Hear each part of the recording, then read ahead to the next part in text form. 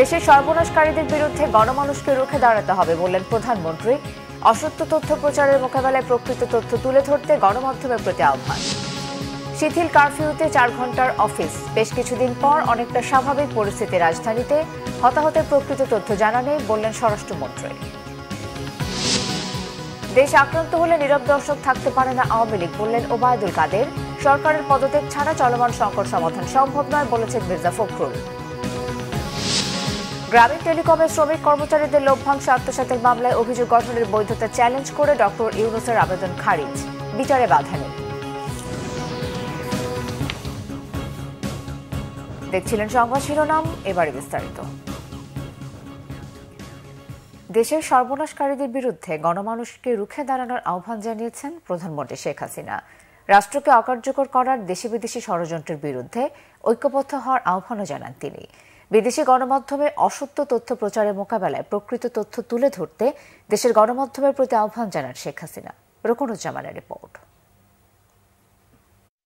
কোটা আন্দোলনকে ঘিরে দেশে সহিংসতা নাশকতার পর ব্যবসায়ীদের মতো সাংবাদিকদের সংগঠন এডিটর্স গিল্ডের নেতাদের সাথেও বুধবার মতবিনিময় করেন প্রধানমন্ত্রী শেখ হাসিনা। প্রধানমন্ত্রী কার্যালয়ে অনুষ্ঠিত এই মতবিনিময়ে দেশের এই পরিস্থিতিতে ঐক্যবদ্ধ থাকার উপর জোর দেন সাংবাদিকরা। আমরা যারা মুক্তিযুদ্ধের পক্ষে আছি, আমরা মুক্তিযুদ্ধ যারা করেছি, যারা এদেশে বঙ্গবন্ধুর স্বপ্নকে লালন করি, আমাদের এখন দায়িত্ব হচ্ছে এই পুরো পরিস্থিতিটাকে মূল্যায়ন করে আমরা যেন একসঙ্গে একত্রিতভাবে একটা ঐক্যবদ্ধ ভূমিকা পালন করতে পারি। যেভাবে ভবনগুলো পুড়িয়ে দেওয়া হলো, পরিকল্পিত হামলা এবং এত দ্রুত সময় গান পাউডার ছাড়া এভাবে কোনো গাড়ি একদম কঙ্কাল ছাড়া আর কিছু থাকা সম্ভব নয়। গান পাউডার দিয়ে পুড়িয়েছে, এটা একদম দেখলে বোঝা যায় প্রত্যেকটি এলাকায়। রাষ্ট্রের 3টি স্তম্ভকে অকেজো করে 4র্থ স্তম্ভ গণমাধ্যমকে অকেজো করতে হবে। তার মানে হচ্ছে পুরো বিষয়টা যদি নাটশেলে বলি, তাদের পুরো টার্গেট ছিল রাষ্ট্রকে অকেজো প্রমাণ করা। কোটা আন্দোলনকে ঢাল হিসেবে ব্যবহার করে 71, 75 এবং 111-এর সকল কুচক্রীরা এক হয়ে যখন বাংলাদেশকে ধ্বংসের এক মহাযজ্ঞে নেমেছিল, এই কোমলমতি ছাত্রদের আন্দোলনকে কেবলমাত্র ঢাল হিসাবে ব্যবহার করে, এটা মূলত জামাত, শিবির, অন্যান্য ইসলামী জঙ্গি, বিএনপি এবং আমাদের 1-11-এর কুশীলবদের যে ষড়যন্ত্র, সেটা কিন্তু এখন ফুটেজ দেখলেই স্পষ্ট। সভায় প্রধানমন্ত্রী শেখ হাসিনা সহিংসতা নাশকতাকারীদের বিরুদ্ধে মানুষকে রুখে দাঁড়ানোর আহ্বান জানান। সমস্ত বাংলাদেশ থেকে শিবির, জামাত এরা কিন্তু ঢুকে আসতে, সাথে সাথে ছাত্র দলেরও ক্যাডাররা কিন্তু সক্রিয় ছিল, কারণ যতগুলি ঘটনা ঘটছে এরাও কিন্তু সম্পৃক্ত। তখনও কোনো লাশ পড়ে নাই, কিন্তু স্টেট ডিপার্টমেন্টের বক্তব্য এসে গেল যে 2টি লাশ পড়েছে। তাই লাশের খবর তাদের কে দিল? তাহলে লাশ ফেলার নির্দেশটা কে দিয়েছিল? যে যারা এই ধরনের দেশের সর্বনাশটা করলো, যারা আজকে গণমানুষের আর্থসামাজিক উন্নতির জন্য, তাদের আয় বৃদ্ধি, তাদের চলাচল সুন্দর, তাদের জীবন মান উন্নত করবার জন্য যতগুলি স্থাপনা তৈরি করেছে, সবগুলিতেই তারা আঘাত করেছে, সবগুলি তারা ভেঙে দিয়েছে। তাহলে ক্ষতিটা কার? নিশ্চয়ই জনগণের। এখানে তো জনগণকেই রুখে দাঁড়াতে হবে। এই সন্ত্রাসের বিরুদ্ধে, জঙ্গিবাদের বিরুদ্ধে জনগণকেই সোচ্চার হতে হবে, কারণ এরা তো কোনোদিনই কোনো দেশে তো ভালো কিছু করতে পারেনি। বাবা, মা, ভাই, বোন সবাইকে মারার পরেও আমি ফিরে এসেছি কেন? ওই গরিব দুঃখী মানুষের জন্য, সাধারণ মানুষের জন্য। আর আমরা স্বাধীনতা এনেছি, সেই স্বাধীনতা তো বিফল হতে পারবে না। অন্তত আমার দেশের মানুষ মাথা উঁচু করে বিশ্বে চলবে, আমি সবসময় সেটাই চেয়েছি। এবং আমি যে কথা দিয়েছি সে কথা আমি রেখেছি, আমি তা করতে পেরেছি। আজকে কেউ কুড়ে ঘরে বাস করে না। অন্তত এটুকু বলতে পারি যে যতক্ষণ আছি সেই মানুষের যাতে কষ্ট না হয়, এ ব্যাপারে আমার যা করণীয় আমি করে যাব। তাতে যে কে গালি দিল আর কে সুনাম করলো ওটা নিয়ে চিন্তা করি না। গুজব আর মিথ্যাচারের হাত থেকে মানুষকে রক্ষা করতে সাংবাদিকদের পেশাদারিত্বের সাথে এগিয়ে আসার কথাও বলেন শেখ হাসিনা। আবার কতগুলি রক্ত ঝরলো, যেটা কখনো আমার কাম্য ছিল না। হ্যাঁ, এখন ডিজিটাল বাংলাদেশ করেছি, তার সুফল মানুষ পেয়েছে, কুফল মানুষ পেল। আপনাদের কাছে যার যতটুকু তথ্য দিয়ে আপনার এটা আপনাদেরকে ব্যাপকভাবে প্রচার করতে হবে, জনমতের সৃষ্টি করতে হবে। এখানে মানুষকে দোষ দিই না, মিথ্যাচারের হাত থেকে রক্ষা করা, এবং মানুষ যেন সঠিক যে জানতে পারে সেইভাবে সংবাদগুলি পরিবেশন করা। দেশে স্বাভাবিক পরিস্থিতি ফিরিয়ে আনতে সরকারের নেওয়া পদক্ষেপের কথা তুলে ধরেন প্রধানমন্ত্রী। রকুনুজ্জামান, বাংলা ভিশন, ঢাকা। পররাষ্ট্রমন্ত্রী ডক্টর হাসান মাহমুদ বলেছেন, রাষ্ট্রীয় স্থাপনার নাশকতা এবং ক্ষয়ক্ষতি দেখে বিদেশি কূটনীতিকরা স্তম্ভিত। তারা এসবের নিন্দা জানিয়েছেন বলেও জানান তিনি। ঢাকায় বিদেশি কূটনীতিকদের মেট্রো স্টেশন, স্বাস্থ্য অধিদপ্তর ও বিটিভি সহ বিভিন্ন স্থাপনার ক্ষয়ক্ষতি দেখিয়ে রাষ্ট্রীয় অতিথি ভবন পদ্মায় ব্রিফিং করে এসব কথা বলেন পররাষ্ট্রমন্ত্রী। তিনি জানান, কূটনীতিকরা বলেছেন তারা সরকারের সঙ্গে আছে। সরকারের অনুরোধে চলমান ঘটনায় বিদেশি দূতাবাসগুলো কোনো বিবৃতি দেয়নি বলে জানান হাসান মাহমুদ। তিনি বলেন, পুলিশের গুলি ছোড়ার অনুমতি ছিল না বলেই বিটিভিতে আগুন দিয়েছিল দুর্বৃত্তরা। পাকিস্তানিদের সহায়তায় বিদেশে বিএনপি জামাত গুজব ছড়াচ্ছে অভিযোগ করেন তিনি। তিনি বলেন, বাংলাদেশ বিষয়ে আরব আমিরাতে বিক্ষোভ করায় ৫৭ বাংলাদেশিকে কারাদণ্ড দিয়েছে দেশটির আদালত। তারা অনেকেই বলছে দিস ইজ শেম। অনেকেই আমার কাছে তাদের অনুভূতি প্রকাশ করেছে এবং সবাই বলেছে উই আর উইথ ইউ, আমরা তোমাদের সাথে আছি এবং তোমাদের একটি ইন্টারনাল অ্যাফেয়ার, আমরা তোমাদের সাথে আছি। তারা সচক্ষে দেখার পর তারা স্তম্ভিত হয়ে গেছে। আমি নিজে স্তম্ভিত। বিদেশে বিভিন্ন জায়গায় গুজব ছড়ানো হচ্ছে এবং সেখানে স্বাধীনতা বিরোধী বিএনপি জামাত চক্র, জঙ্গি গোষ্ঠী, তারা অনেক জায়গায় সেখানকার পাকিস্তান কমিউনিটির সহায়তা নিয়েছে। 3 দিন সাধারণ ছুটির পর অফিস, আদালত ও বাণিজ্যিক ব্যাংকের বেশ কিছু শাখা খুলেছে বুধবার। ব্যাংকগুলোতে সীমিত পর্যায়ে লেনদেন হলেও প্রায় সব শাখায় ভিড় করেন গ্রাহকরা। শেয়ার বাজার ও বীমা কোম্পানিতেও লেনদেন ছিল প্রায় স্বাভাবিক। আরও জানাচ্ছেন জিয়াউল হক সবুজ। কারফিউ শিথিলের পর বুধবার সীমিত পরিসরে খুলেছে সব সরকারি বেসরকারি অফিস।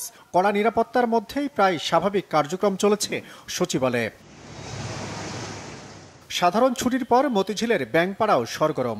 সরকারি ও বেসরকারি বাণিজ্যিক ব্যাংকের বেশিরভাগ শাখায় লেনদেন হয়েছে সীমিত পরিসরে।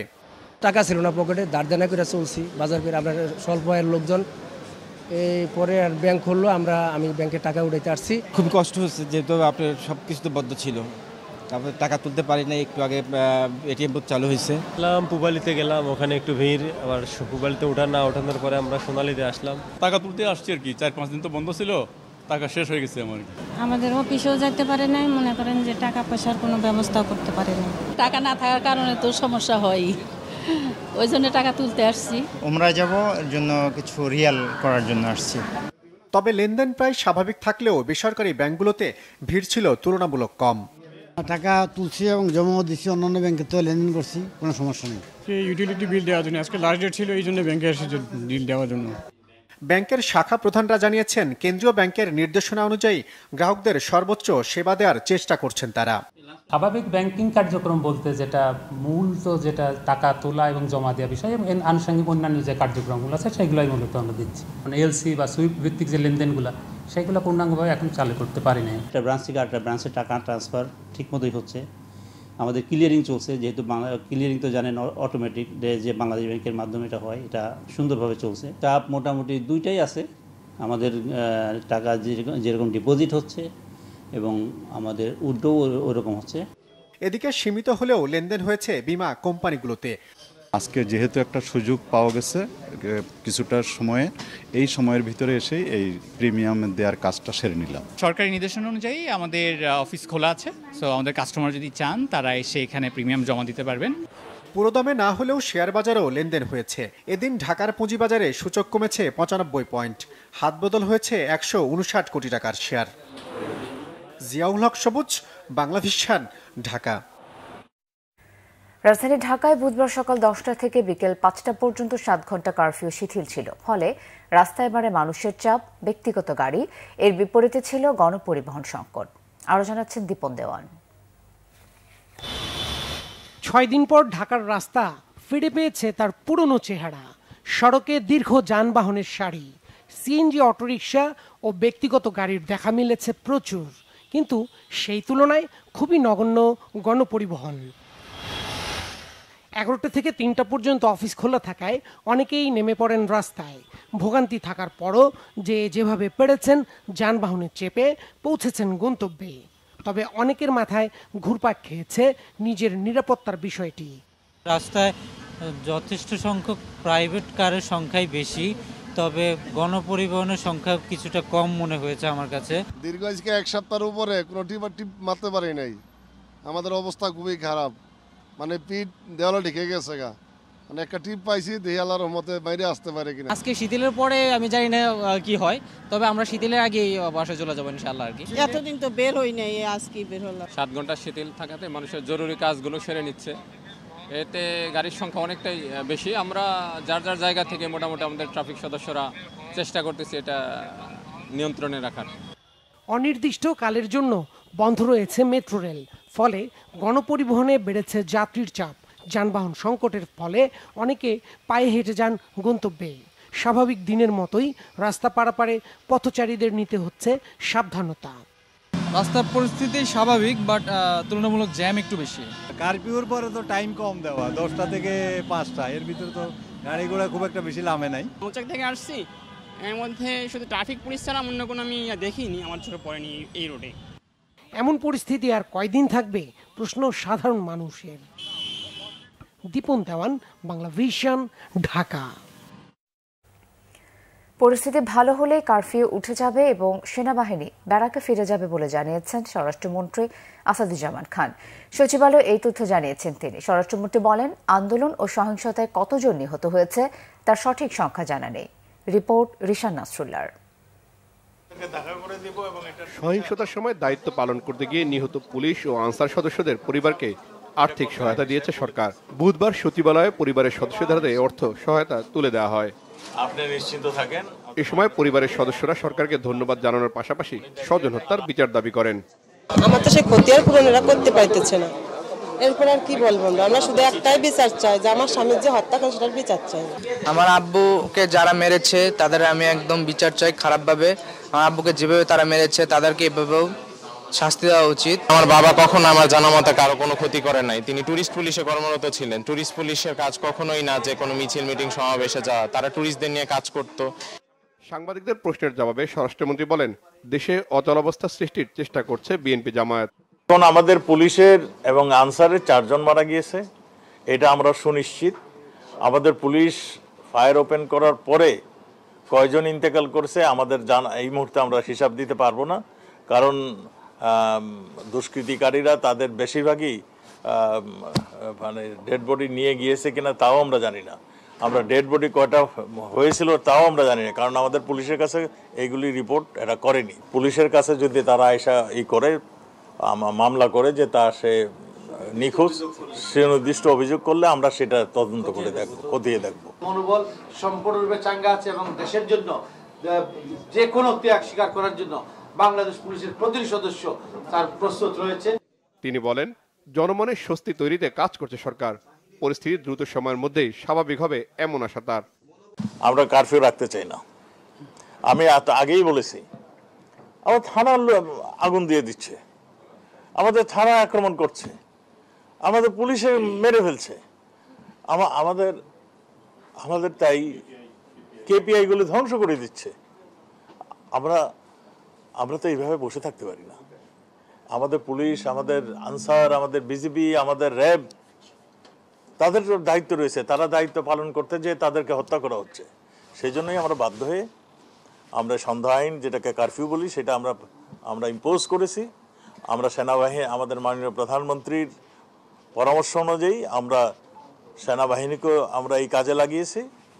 আর এটা সেনাবাহিনী কাজ শেষ হলে, দেশে যখন পরিবেশ ঠিক হয়ে যাবে, সেনাবাহিনী তাদের কাজে চলে যাবে এবং কারফিউ এবং আবারও মানে কারফিউ উইথড্র হবে এবং জনজীবন আবারও স্বাভাবিক গতিতে চলবে। আমরা যত তাড়াতাড়ি পারি সেটি ব্যবস্থা করার জন্য আমরা কাজ করছি।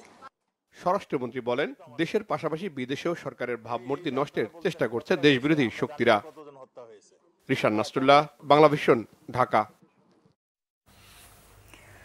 দেশ যখন আক্রান্ত, আওয়ামী লীগ তখন নীরব দর্শকের ভূমিকা পালন করতে পারে না, বলেছেন দলের সাধারণ সম্পাদক ওবায়দুল কাদের। শেখ হাসিনা ও তার কর্মীরা পালায় না। বিএনপি জামাতের তাণ্ডবের ঐক্যবদ্ধ প্রতিরোধের বিকল্প নেই। তাইমুর রশিদের রিপোর্ট।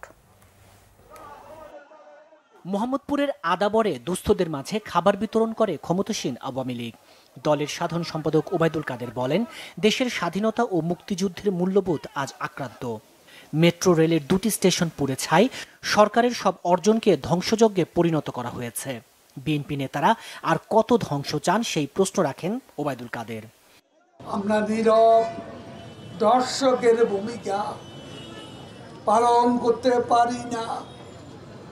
যখন আমার দেশ, যখন আমার অর্জন আক্রান্ত, আজকে মির্জা ফখরুল এখনো ধ্বংসের সুরে, এখনো আগুন সন্ত্রাসের কথা বলে, এখনো ধ্বংসের কথা বলে। এত ধ্বংসের পর আর কত ধ্বংস, আর কি চান? এই দেশ আপনারা চান না, এই দুদিনে প্রমাণ হয়েছে। ওবায়দুল কাদের বলেন, জাতির এই দুর্যোগে শেখ হাসিনাই বিশ্বস্ত ঠিকানা। স্বাধীনতার আদর্শে বিশ্বাসী সবাইকে ঐক্যবদ্ধ থাকার আহ্বান জানান তিনি। শেখ হাসিনাও পালাবে না, তার কর্মীরাও পালাবে। প্রস্তুত থাকুন। মহানগরে, জেলায়, উপজেলায়, পাড়ায়, মহল্লায়, ওয়ার্ডে ওয়ার্ডে সর্বত্র শেখ হাসিনা ডাকে দুর্ভেদ্য দুর্গ গড়ে তুলুন আগুন সন্ত্রাসে। এদিকে মোহাম্মদপুরের টাউন হলে আইহীন দরিদ্র মানুষের মাঝে খাবার বিতরণ করেন বস্ত্র ও পাট মন্ত্রী জাহাঙ্গীর কবির নানক। অভিযোগ করেন, শান্তিপূর্ণ কোটা আন্দোলনের ছদ্মাবরণে মানুষের উপর হামলা চালায় বিএনপি জামাত। অধ্যাপক ইউনূস 185টি দেশে বার্তা বাড়িয়েছেন, তারা যেন বাংলাদেশের আভ্যন্তরীণ ব্যাপারে ও পরিস্থিতির ব্যাপারে যেন হস্তক্ষেপ করেন। আবার আপনি প্রমাণ করলেন যে বাংলাদেশকে আপনি মেনে নিতে পারেন নাই। দেশবিরোধী ষড়যন্ত্রের বিরুদ্ধে সতর্ক থাকার আহ্বানও জানান জাহাঙ্গীর কবির নানক। তাইমুর রশিদ, বাংলা ভিশন, ঢাকা। বিএনপির মহাসচিব মির্জা ফখরুল ইসলাম আলমগীর বলেছেন, গত কয়েকদিনের আন্দোলনের ব্যাপারে জনগণকে বিভ্রান্ত করতেই হতাহতের ঘটনা আড়াল করে শুধু স্থাপনার ক্ষয়ক্ষতির দিকে নজর দিচ্ছে সরকার। তিনি বলেন, আওয়ামী লীগ দেউলিয়া দল, তাই বাহিনীগুলোর উপর ভর করে ক্ষমতা টিকিয়ে রেখেছে। আরও জানাচ্ছেন জাহাঙ্গীর আকন্দ।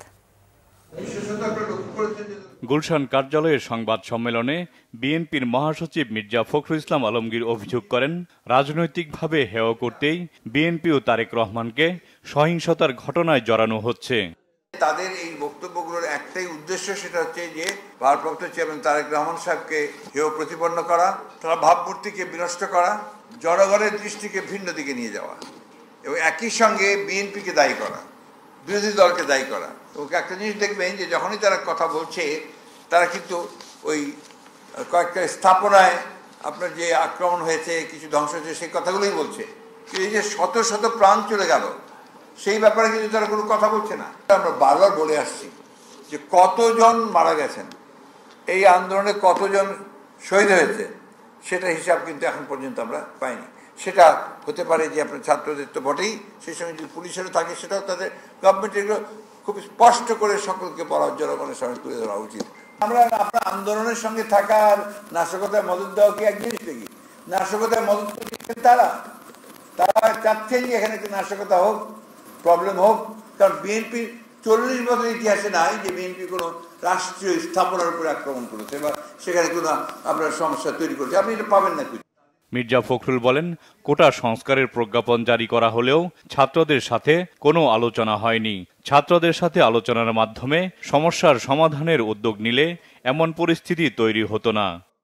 এবারকার আন্দোলনে সমস্ত মানুষ, সাধারণ মানুষ রাস্তায় নেমে এসেছে। বাচ্চা ছেলে 15 বছর বয়স, 16 বছর বয়স, সে তার মায়ের কাছ থেকে বেরিয়ে চলে আসছে যে না আমি যাব। আপনার সাধারণ মানুষ বেরিয়ে এসছে যে না ওদের সঙ্গে আমাকে যেতে হবে, কারণ আমার রুটির ব্যাপার আছে। আমার আজকে জিনিসপত্রের দাম যেভাবে বেড়েছে, আমরা সেটা কুলিয়ে উঠতে পারছি, সরকার সম্পূর্ণ ব্যর্থ হয়েছে। যে কারণেই আজকে জনগণের যে পুঞ্জীভূত ক্ষোভ, তারই বহিঃপ্রকাশ হয়েছে আপনার এটার মধ্যে দিয়ে। হ্যাঁ, সাময়িকভাবে তারা সেটাকে আপনার সেনাবাহিনী নামিয়ে দমন পীড়ন করে, নির্যাতন নিপীড়ন করে তারা এটাকে হয়তো থামিয়ে দিতে পারে, কিন্তু এটা যদি রাজনৈতিক সমাধান না করে তাহলে কিন্তু এটা কখনোই সেই সমাধান হবে না। আন্দোলনকে আপনার দমন করার জন্যে এইরকম চরম শক্তি প্রয়োগ করা এবং সেখানে সচেতন মানুষকে হত্যা করা, পরবর্তীকালে আর্মিকে নামানো আপনার আপনার কারফিউ দিয়ে, যে সেখানে আপনার এটা ইদানিংকালে হয়নি। সরকারের চরম ব্যর্থতায় সেটা প্রমাণিত হয়েছে। গত কয়েকদিনে দলের 2000-এরও বেশি নেতাকর্মীকে আটক করা হয়েছে জানিয়ে অবিলম্বে তাদের মুক্তির দাবি জানান বিএনপির মহাসচিব। জাহাঙ্গীর আকন্দ, বাংলা ভিশন, ঢাকা। গ্রামীণ টেলিকমের শ্রমিক কর্মচারীদের লভ্যাংশ আত্মসাতের মামলায় অভিযোগ গঠনের বৈধতা চ্যালেঞ্জ করে প্রতিষ্ঠানটির চেয়ারম্যান ডক্টর মোহাম্মদ ইউনূসের আবেদন খারিজ করে দিয়েছেন হাইকোর্ট। এর ফলে ডক্টর ইউনূসের বিরুদ্ধে করা মামলা চালুই রইল। একই সঙ্গে 1 বছরের মধ্যে মামলা নিষ্পত্তি করতে বিচারিক আদালতকে নির্দেশ দিয়েছেন আদালত। বুধবার বিচারপতি নজরুল ইসলাম তালুকদার ও বিচারপতি কাজী ইবাদত হোসেনের হাইকোর্ট বেঞ্চ এই আদেশ দেন। গত 12 জুন গ্রামীণ টেলিকমের শ্রমিক কর্মচারীদের লভ্যাংশ আত্মসাতের মামলায় ডক্টর ইউনূস সহ 14 জনের বিরুদ্ধে অভিযোগ গঠন করেন আদালত। এর প্রেক্ষিতে অভিযোগ গঠনের আদেশ বাতিল চাওয়া হয়, তবে আদালত সে আবেদন খারিজ করে দেয়। দুদকের আইনজীবী খুরশিদ আলম খানের দাবি, ডক্টর ইউনূসের মামলা খারিজ না হবার সুযোগ নেই। আর ডক্টর ইউনূসের পক্ষের আইনজীবী ব্যারিস্টার আব্দুল্লাহ আল মামুন জানান, আবারও আপিলে যাবেন তারা। সংবাদ শেষ করব শিরোনামগুলো আরো একবার জানিয়ে। দেশের সর্বনাশকারীদের বিরুদ্ধে গণমানুষকে রুখে দাঁড়াতে হবে বললেন প্রধানমন্ত্রী। অসত্য তথ্য প্রচারের মোকাবেলায় প্রকৃত তথ্য তুলে ধরতে গণমাধ্যমের প্রতি আহ্বান। শিথিল কারফিউতে 4 ঘন্টার অফিস, বেশ কিছুদিন পর অনেকটা স্বাভাবিক পরিস্থিতি রাজধানীতে। হতাহতের প্রকৃত তথ্য জানা নেই বললেন স্বরাষ্ট্রমন্ত্রী। দেশ আক্রান্ত হলে নীরব দর্শক থাকতে পারে না আওয়ামী লীগ বললেন ওবায়দুল কাদের।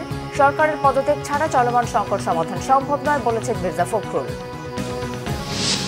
গ্রামীণ টেলিকমের শ্রমিক কর্মচারীদের লভ্যাংশ আত্মসাতের মামলায় অভিযোগ গঠনের বৈধতা চ্যালেঞ্জ করে ডক্টর ইউনূসের আবেদন খারিজ, বিচারে বাধা নেই। এই ছিল এখনকার মতো। ধন্যবাদ সবাইকে।